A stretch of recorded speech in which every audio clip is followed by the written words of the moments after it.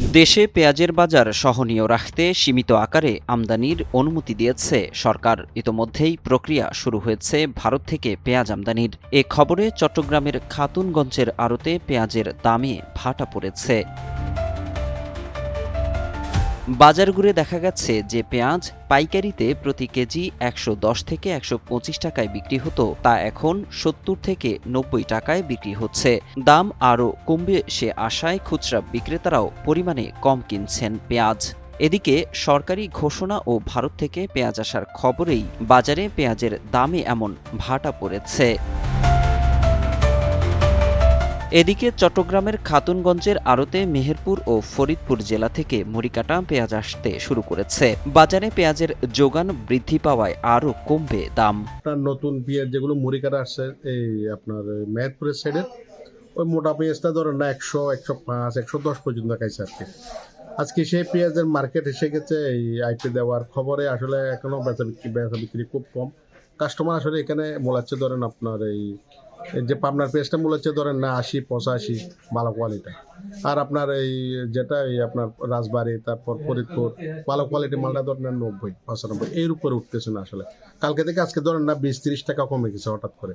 আর কাস্টমারও নেই আসলে বেচা বিক্রি খুব কম। পাইকারি পেঁয়াজ বিক্রির সঙ্গে জড়িত ব্যবসায়ীদের কেউ কেউ বলছেন এলসির পণ্য আসলে দেশি পেঁয়াজ পরিপক্ক হবে এবং ফলনও ভালো হবে। বাজারে দাম ওঠানামায় বেচাকেনা কম, তবে এলসির মালামাল আসলে দাম আরো কমবে। বাজারে একটা থমথমে অবস্থা, বেচা কিনা আপনার আগের চেয়ে কম, রেটও কেটে গেছে, মানুষজন মাল কিনছে না, ইন্ডা আসবে বলছে। তবু আমাদের এলসি যদি দেয় তাহলে একটা সুবিধাজনক হলো যে আমার দেশি পেঁয়াজটা আরো শক্তিশালী হবে, ওজন বাড়বে এবং আগামী বছর বাংলাদেশ রিকভার করতে পারবে।